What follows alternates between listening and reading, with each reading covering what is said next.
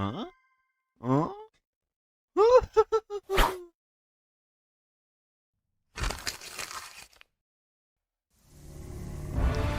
La historia de los elfos en World of Warcraft.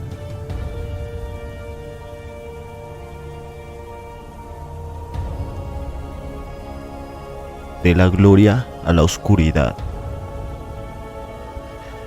En las sombras de los bosques antiguos, bajo lunas eternas y entre ruinas cubiertas de musgo, vive la memoria de una raza ancestral, una civilización tan majestuosa como condenada. Hoy conocerás la historia de los elfos en World of Warcraft, una historia de poder, traición, exilio y redención. Los Kaldorei, los hijos de las estrellas. 10.000 años antes de que orcos y humanos se enfrentaran en su primera guerra, el mundo de Azeroth albergaba un único y enorme continente, rodeado por enormes mares infinitos y embravecidos.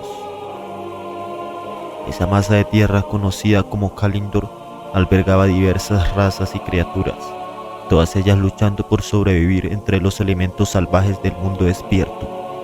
En el centro del continente oscuro se encontraba un misterioso lago de energías incandescentes. El lago, que más tarde se llamaría el Pozo de la Eternidad, era el verdadero corazón de la magia y el poder natural del mundo.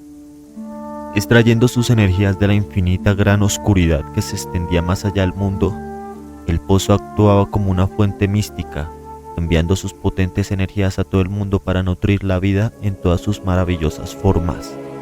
Con el tiempo, una tribu primitiva de humanoides nocturnos se dirigió cautelosamente hacia las orillas de fascinante y encantado lago.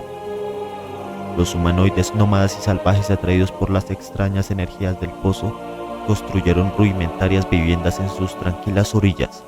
Con el tiempo, el poder cósmico del pozo afectó a la extraña tribu, volviéndolos fuertes, sabios y prácticamente inmortales.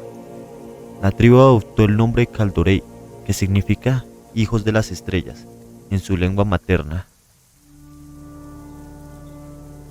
Su dominio de la magia fue tan grande que atrajo la atención de una amenaza terrible, la Legión Ardiente, llevándonos a la guerra de los ancestros. Por esos tiempos ya estaba la reina Azshara como gobernante, y la sed de poder de los altos nobles elfos abrió un portal hacia el vacío, y esto es lo que les voy a contar ahora. Según la nueva línea temporal, Nosdormu sintió una extraña anormalidad en el tiempo proveniente de las montañas de Kalimdor, y envió allí a Krasus, que junto a Ronin y Broxigar descubrieron un agujero temporal que los absorbió y envió 10.000 años atrás, hasta la época en que la reina Azshara gobernaba a los Kaldorei. Ronin y Broxigar contactaron con Cenarius y conocieron a su discípulo Malfurion, un elfo druida cuyo hermano Illidan formaba parte de los Altonatos. Ambos amaban a Tyrande, que había curado las heridas de Broxigar, capturado por la Guardia de la Luna. Malfurion tuvo una visión en el sueño Esmeralda, donde veía cómo los Altonatos invocaban a un gran mal desde la torre del Palacio Real. También sintió que un disturbio agitaba el Pozo de la Eternidad, algo que su querida reina le era imposible que no pudiera saber. El responsable de esta gran actividad mágica era Lord Savius, el sumo consejero de Azshara, que había caído bajo la influencia de Sargeras, el titán oscuro líder de la Legión Ardiente. Su misión no era otra que tratar de invocarlo en Azeroth para que la Legión destruyera el mundo. Krasus, que sabía lo que ocurriría, pidió ser llevado ante Alexstrasza, que lo recibió en la Cámara de los Aspectos, junto al resto de aspectos. Allí no solo se encontró con los 3 aspectos del resto de los vuelos, sino consigo mismo de joven. Neltarion propuso crear un poderoso artefacto donde los dragones imbuyeran su poder y usarlo contra la Legión Ardiente. Krasus, que sabía que la creación del alma del demonio provocaría la traición y a la muerte, trató de advertir al resto, pero cayó preso de un hechizo conjurado por Neltarion, y de su boca solo salieron palabras titubeantes antes de caer desvanecido. Durante su periodo de inconsciencia, Nos tomó contacto con Krasus y le encomendó la misión de encontrar a un elfo de la noche sin especificar su nombre, por lo que, en cuanto Krasus se recuperó, se marchó con su otro yo, Corialstras, que no sospechaba que Krasus era su yo futuro, hacia Sin Ashari. Allí presenciaron el genocidio que los demonios estaban provocando en los elfos, a los que trataron de ayudar. Mientras pensaban en un plan, Krasus fue arrestado por una patrulla comandada por Jairo Cantosombrío y conducido hasta Tirande, que se encontraba con Broxigar y un inconsciente Malfurion, atrapado en una prisión de cristal perteneciente a Lord Sabius por haber tratado de destruir el portal y el escudo que recubrían el pozo de la eternidad. Sabius y los Altonatos consiguieron invocar a Hakar, que trató de crear en vano un portal lo suficientemente estable como para que Sargeras pasara a través de él. El señor de la legión envió entonces a Manoroth, el destructor, para ayudar en la tarea de crear un hechizo escudo que debilitó a los elfos que se encontraban en el exterior, especialmente a la Guardia de la Luna. Los elfos de la noche habían acudido a Sin Ashari, alertados por la disminución del poder que recibían del pozo, pensando que su reina estaba secuestrada por algún ente maligno. Lo que se encontraron fue el palacio con un escudo defensivo que solo se abrió para dejar salir a una turba de brujos heredar y demonios que emboscaron a los Kaldorei y diezmaron sus efectivos. Al mando se encontraba Archimonde, que había sido enviado por Sargeras para reforzar las barreras mágicas alrededor del palacio e impedir el asalto de la resistencia Kaldorei. Por si esto no era suficiente problema, desde el cielo Neltarion había culminado su traición y había usado el alma de demonio contra elfos y demonios indistintamente, provocando numerosas bajas. De los elfos que quedaban, uno de los más activos era Illidan, que tras recibir las enseñanzas de Ronin, había desarrollado un arsenal de hechizos que hacían caer a los demonios con pasmosa facilidad. Su intención de acumular poder no acababa ahí. Tras llegar hasta los demonios, les confesó la existencia del alma de dragón con la que podrían completar el proceso de invocación de Sargeras. Este le recompensó con una nueva visión que le dejó ciego, aunque no le impidió llevar su poder a un nivel superior. La idea de Illidan era traicionar a los demonios una vez que hubieran aprendido lo suficiente de los magos heredar y apoderarse del alma de demonio una vez que estos se hicieran con el artefacto. Para la sorpresa de Illidan, cuando los demonios tuvieron el alma de demonio, no se la confiaron a Illidan, que tuvo que improvisar un plan para cuando Sargeras atravesara el portal. Su idea era invocar un hechizo que revirtiera el efecto del portal, absorbiendo a los demonios y llevándolos de nuevo al vacío abisal. En ese momento Tirande fue hecha prisionera y se encontró con Illidan. Horrorizada doblemente al comprobar lo que le había sucedido a Illidan en los ojos, obligado a taparse con una venda para ocultar su carne quemada, y además por la peligrosidad de su plan, el hechizo de Illidan no tuvo el efecto deseado y pronto ambos se encontraron rodeados de demonios. Mientras luchaban por sus vidas, apareció Malfurion portando el alma de demonio y devolviendo a los demonios al portal, no sin antes superar la persuasión al que le sometieron los susurros de los dioses antiguos. Finalmente Malfurion consiguió destruir el portal y evitar la llegada de Sargeras. El pozo de la eternidad se colapsó e implosionó, dando lugar al gran cataclismo. Viéndose en peligro, las razas de Kalimdor trataron de llegar al monte Aihal para ponerse a salvo del desastre. Entre ellos viajó Illidan, que había tomado 7 viales de agua del pozo de la eternidad antes de su destrucción y los usó en Aihal para crear un pozo nuevo. En pleno acto fue descubierto por Jairo Cantosombrío y se desató una lucha que acabó con varios elfos muertos e Illidan condenado a permanecer encarcelado en los túmulos de Aihal. Exilio y división. Tras la guerra, los Kaldorei prohibieron el uso de la magia arcana. Los siglos pasaron y la nueva sociedad de los elfos nocturnos se hizo más fuerte y se expandió por el bosque en ciernes que con el tiempo se llamaría Shenvale. Muchas de las criaturas y especies que abundaban antes de la gran caída, como los Fulborgs o los jabalíes espinados, reaparecieron y se desarrollaron en la tierra. Bajo el benevolente liderazgo de los druidas, los elfos nocturnos disfrutaron de una paz y una tranquilidad sin precedentes bajo las estrellas. Sin embargo, muchos de los originarios nobles que habían sobrevivido a la caída empezaron a impacientarse. Al igual que Illidan antes que ellos, fueron víctimas de la abstinencia por la pérdida de su codiciada magia. Una vez más, fueron tentados a reabrir las energías del pozo de la eternidad y regocijarse con sus prácticas mágicas. Dad Remar, El desenvuelto y directo líder de los nobles empezó a burlarse de los druidas en público, tachándoles de cobardes por negarse a utilizar la magia que les pertenecía por derecho.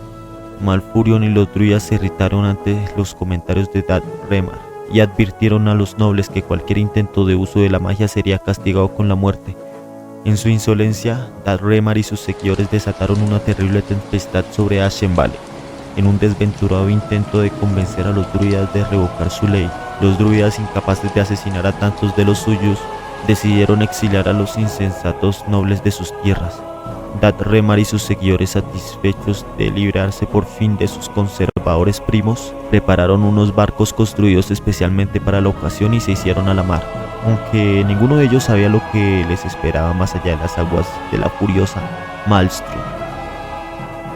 Ansiaban establecer su propio hogar donde poder practicar su codiciada magia impunemente. Los nobles, o Queldorei, como Ashara les había llamado en el pasado, consiguieron llegar por fin a las tierras del este que posteriormente los hombres llamarían Lordaeron. Planearon construir su reino mágico Quel'Thalas y rechazaron los preceptos de los elfos nocturnos de adorar a la luna y la actividad nocturna. Desde ese momento y para siempre se llamarían los Altos Elfos. Bueno, ya teniendo todo este contexto, es necesario hablar sobre los árboles del mundo. Yggdrasil significa corona de los cielos, es el árbol del mundo original, plantado en la cima del monte Aihal después de la guerra de los ancestros. Fue bendecido por los dragones de aspectos, otorgándoles la inmortalidad a los elfos de la noche y permitiendo que sus druidas entraran en el sueño Esmeralda. Su poder se desató después de la batalla del monte Aihal, y Nordrassil fue devastado por este acontecimiento. En Cataclysm, Nordrassil ha vuelto a crecer, pero la bendición perdida de Nosdormu no ha regresado.